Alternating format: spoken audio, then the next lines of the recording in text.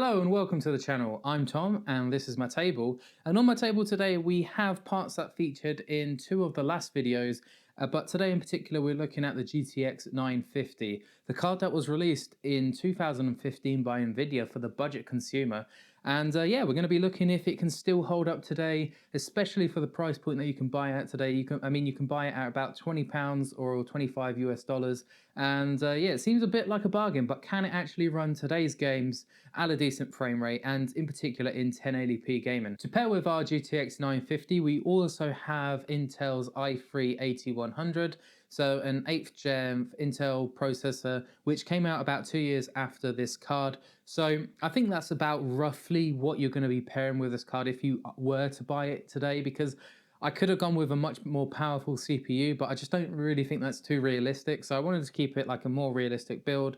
And to be honest, you could build this system for pretty cheap considering the price of the GTX 950, and then the i3-8100 you can pick that up for about 30 to 40 pounds here in the UK at least. Slap in some RAM, get a motherboard for again 30 or 40 pounds, and yeah, boom, you've got a system probably for around 150 pounds if not less. So keeping the system realistic, we've gone with 16 gigabytes of DDR4 RAM running at 2400 speed. That is the max that this processor actually supports, but again, this processor being 2 years ahead of the GTX 950, they should be a pretty good pairing.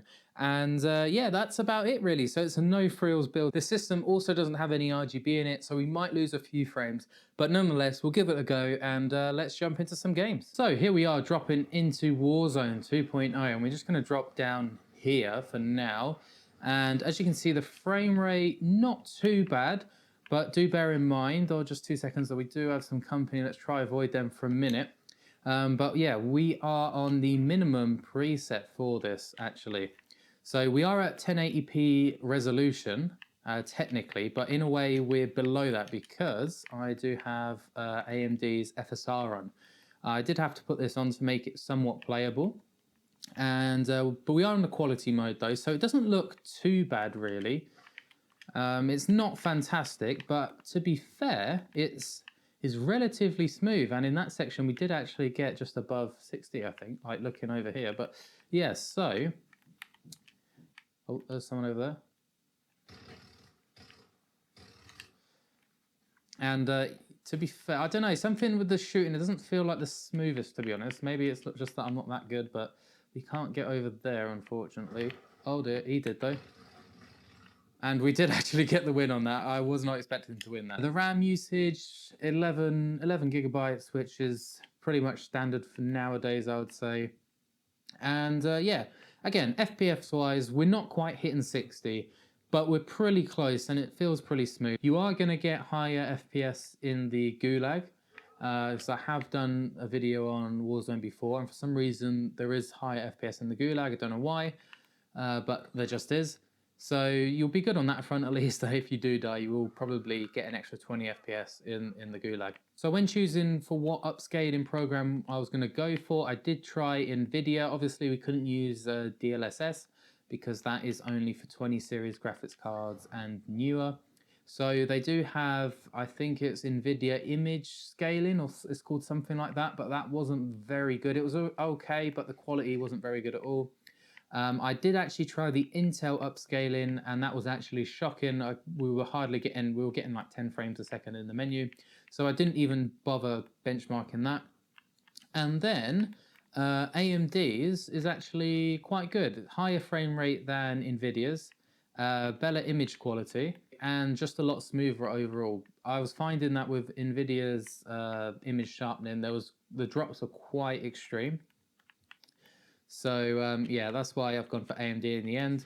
But yeah, the GTX 950 in late 2022, almost 2023, on Warzone 2.0, pretty playable, I'd say. So let's move on to the next game, and benchmarks will be at the end of the video for all these games. Next up is F1 2022, and we are on the low preset here. In 1920 by 1080, and sorry for the bad start there. I do usually play on the wheel, but I'm on controller just for the purposes of this video. So let's try absolutely send it down here. Oh, and we've already taken some damage. That's good. We almost went round there as well.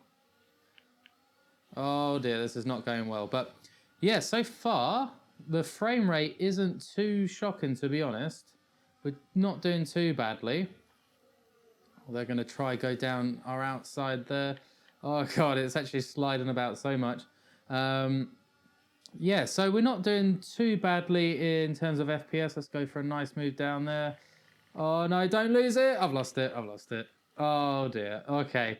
Well, obviously I'd need to improve on controller for the purposes of these videos. Yeah, frame rate wise, it's not too bad. Even like the 1% lows and that. I don't actually feel like they're going to be too bad. I'm not really feeling too many dips. Pretty good, pretty happy with it. Again, we're pretty much maxing out the GTX 950 on this. So, but I mean, we'd probably expect that. But yeah, not really much stutters. I mean, the frame time graph it's not looking great, but it's not really translating to what I'm feeling. I feel like it's pretty playable, apart from my terrible driving. I mean, I probably should turn on assist for controller, but we're trying to go solo without any assist, so give me some praise for that at least. And yeah, having a look at some of the metrics. Again, RAM on the RAM side, we're using about 10, 11 gigabytes of RAM. The CPU this time though is not doing as much work. The GPU though is pretty much maxed out again. And again, the VRAM is what's probably our limiting factor here. So yeah, I'm going to say that F1 2022 is pretty much playable on a GTX 950. I wouldn't have thought that, especially at 1080p. So let's move on to the next one. So a bit of an older title now, we're in The Witcher 3.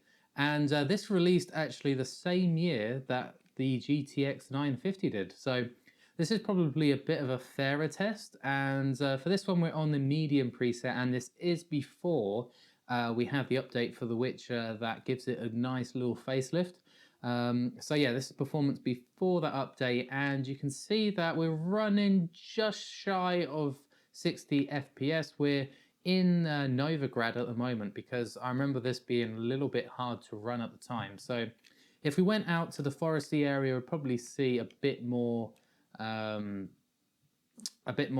dips, but yeah, for now it's pretty good. I mean, the game still looks pretty good even at medium settings, like 7-8 years later.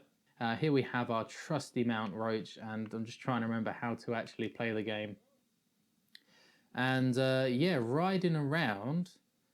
Again, it seems relatively smooth. Our CPU though is pretty much maxed out, or what it was. Again, the graphics card maxed out, but yeah, the frame rate is pretty smooth. The only difference with this game is our RAM usage is just under 8. It's about hovering at 7 gigabytes. So yeah, you can definitely tell it's a bit of an older title, graphically as well. But yeah, should we try give these guys a little fight, these bandits? I don't even know how to. Oh wow, okay. I don't even know what level we are compared to these anymore. It's been so long since I've played it. Come on, let's get off and fight these bandits. So yeah, I can't actually remember how to play, so let's just swing the sword and see what happens. Hopefully the level we go up to gets us through it like it looks like it is. Yeah, we were so overpowered. Wow. Damn. Okay, Geralt. Okay. Well, let's take his ham sandwich. That's how you completely dominate a man. You take his ham sandwich. But yeah, we're looking good in The Witcher. So I think what we're going to do is we're going to jump over to the next game. So we're in Cyberpunk 2077, and as you can see, the GTX 950 is running the game. However, if you look a bit closer, you'll notice things don't look too great. I mean, they're not too bad. It has just started to rain, and the frame rate, it just about stays above 30 FPS depending where you are. But yeah, it does dip below 30 FPS every now and then. And to get this, we are running at 1080p, but I've had to put on FSR 2.1, and I've had to put it on the performance mode as well. So we will ignore Claire. And yeah, you can just see that there is a bit of artifact in, quite a bit, especially more so in the rain, I'd say. And you can see the FPS has pretty much tanked down to, it's below 20 at the moment. So yeah, it's not really, I wouldn't really say Cyberpunk is recommended to play on this. I mean, it just can't really do it. And really lowering the resolution didn't really do too much, to be honest. Cyberpunk 2077 is the first game that it kind of fails in a way to be playable at 1080p for the GTX 950. So right now we're in Overwatch 2, and yeah, it's running it really well. The GTX 950 is no slouch in Overwatch 2, at least compared to Cyberpunk. We're pretty much capped at 120 FPS just because that's my screen's refresh rate on the TV. And it is pretty much stuck to that. So we'll see what happens once we get into the game. I'm sorry about my gameplay, but I literally don't play Overwatch. So yeah, it's going to go how it's going to go. But so far, yeah, no dips whatsoever below 120. We're not even using the full VRAM of the 950, so that's a positive. We are on low at 1080p, so actually really, really playable. So I reckon if you're going to be playing esports titles on the GTX 950, it's still a really, really good card, especially for the price point. Like we said, it's £20, 25 USD. Yeah, really, really good. I almost didn't really expect it. And to be honest, on the low settings, it still looks pretty good. Oh dear. Let's go back. We don't want any of that. So the GTX 950 in late 2022, almost 2023, is still a great budget option, especially for the price. I mean, £20 or $25 for this is really good, to be fair. So yeah, if your budget is really limited, that you only have the 20 or £30 to spend, then yeah, I can't see you going wrong with this for another couple of years at least. Again, the most limiting factor is going to be the VRAM on that, and you will have to play most games on low,